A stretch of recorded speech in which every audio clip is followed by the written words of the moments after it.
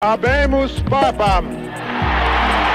Habemus Papam, fumée blanche à Rome. Et oui, la fumée blanche est sortie de la cheminée. Nous avons un nouveau pape. Et non, cette fumée blanche n'est pas le résultat d'un bang entre ecclésiastiques, de cette fameuse plante divine aux propriétés transcendantes.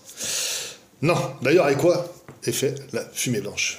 Eh oui, parce que quand le pape n'est pas élu, c'est de la fumée noire qui sort de cette cheminée.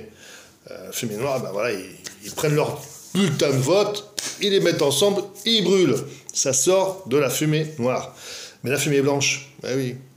Pourquoi elle est blanche? Ben déjà, c'est pour annoncer la nouvelle recrue du Vatican, le nouveau boss, bien évidemment. Mais pour que la fumée soit blanche, on y rajoute un fumigène composé de perchlorate potassique, de lactose et de résine chloroformée.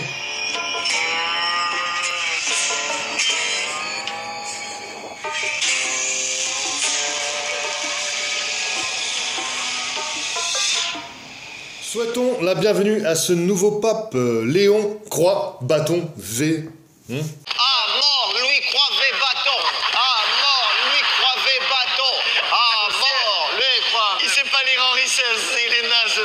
Dit Robert Francis Prévost.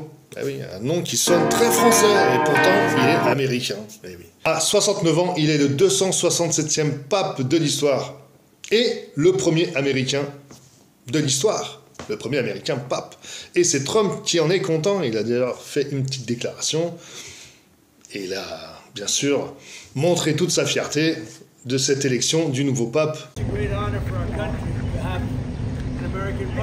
Alors, coïncidence ou pas, c'est qu'on a vu Donald Trump se rapprocher du catholicisme durant sa campagne électorale. Dans un pays très chrétien, mais fortement protestant. On pourrait croire que Trump y est pour quelque chose. On verra bien comment vont s'entendre les deux. En tout cas, avec François, Trump et François, c'était pas la grande entente. Mais bon, revenons plutôt à l'élection du pape. Son élection ultra rapide.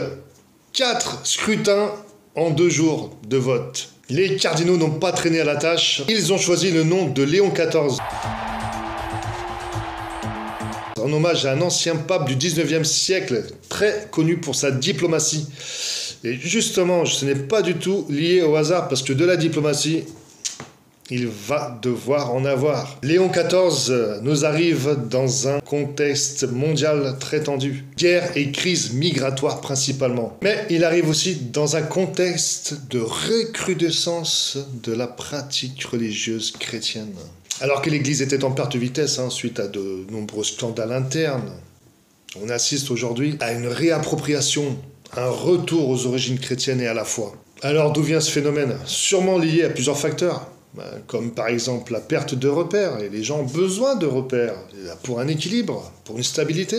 Peut-être qu'il y a aussi un côté identitaire, genre une affirmation face à l'opposition musulmane par exemple, qui eux sont totalement décomplexés face à leur foi. En tout cas, nous verrons bien ce qu'apportera la bonhomie de ce nouveau pape, un nouveau souffle pour l'Église et ses 1,3 milliard de fidèles catholiques. C'est énorme comme audience, mieux que MrBeast.